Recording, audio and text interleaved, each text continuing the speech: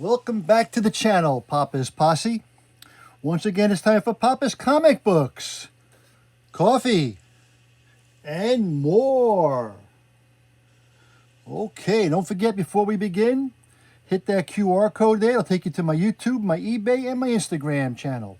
All the social media anybody ever needs. Let's see who we have today. It is Walt Disney's Hercules. There's that QR again. This is a little golden book publishing company out of Racine, Wisconsin. 1997 Disney Enterprises by Justine Corman and Peter Emsley.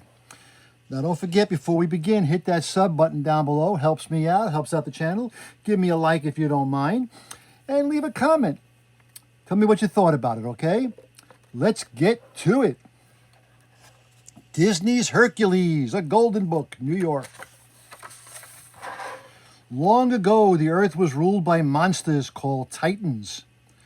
Then a mighty god named Zeus locked the Titans away beneath the ocean so that he and his fellow gods and goddesses could rule the world from Mount Olympus. One happy day, Zeus's wife Hera gave birth to a very strong baby. She named him Hercules. All the gods gathered to celebrate the birth. And as a gift, Zeus gave his son a flying horse called Pegasus. Hades, the evil god of the underworld, was among the guests that day.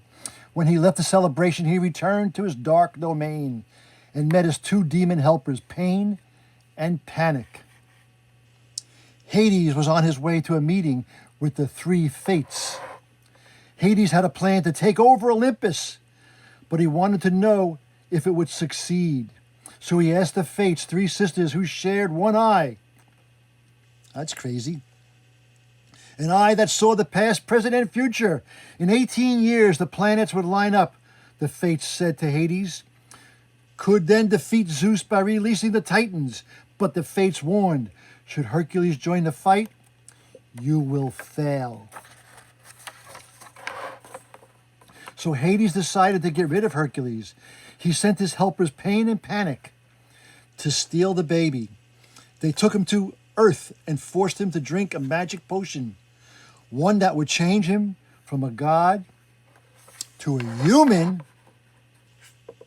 But before the last drop was drunk, a kindly couple, Amphitryon and Alcmene, came along. Pain and Panic turned themselves into deadly snakes in order to complete their task, but the snakes were no match for Hercules' amazing strength.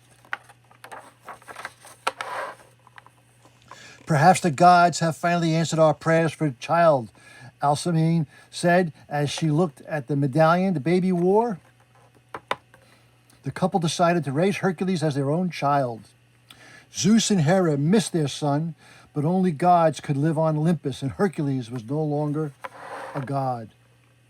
As Hercules grew up, he was always kind-hearted, eager and helpful, and very accident-prone. One day, he accidentally destroyed the whole marketplace. Hercules is dangerous, cried one of the merchants. He didn't mean any harm, Amphitryon said, but the townspeople shouted, keep that freak away from here. Where do I belong? Hercules wondered. At last, it was time for Amphitryon and Alcmene to tell me how he'd been found and to show him the medallion he had been wearing. It's the symbol of the gods. Alcmene explained. The gods, Hercules cried. Maybe they know where I belong. In search of an answer, Hercules visited the temple of Zeus. As Hercules prayed to the statue of Zeus, it came to life. Zeus told Hercules all about his beginnings. Then he said, if you prove yourself a true hero on earth, you will be a god again. How do I become a hero? Hercules asked.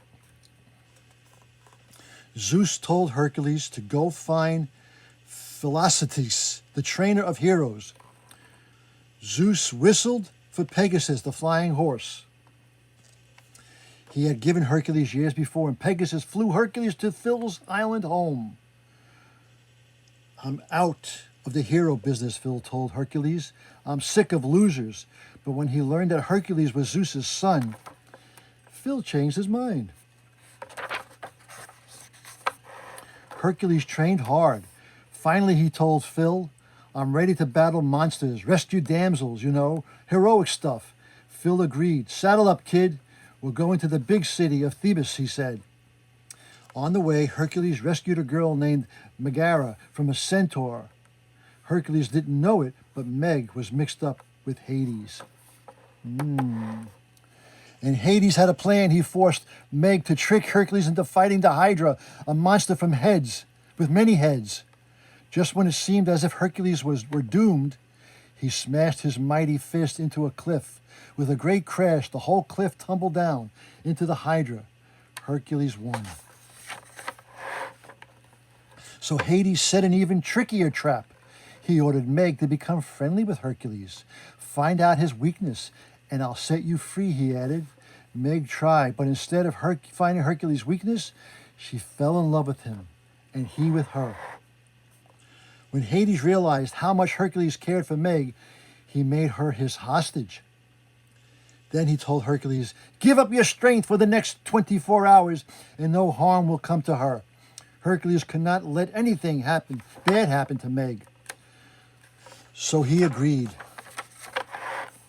Now, after 18 long years, Hades' plan was poised for success.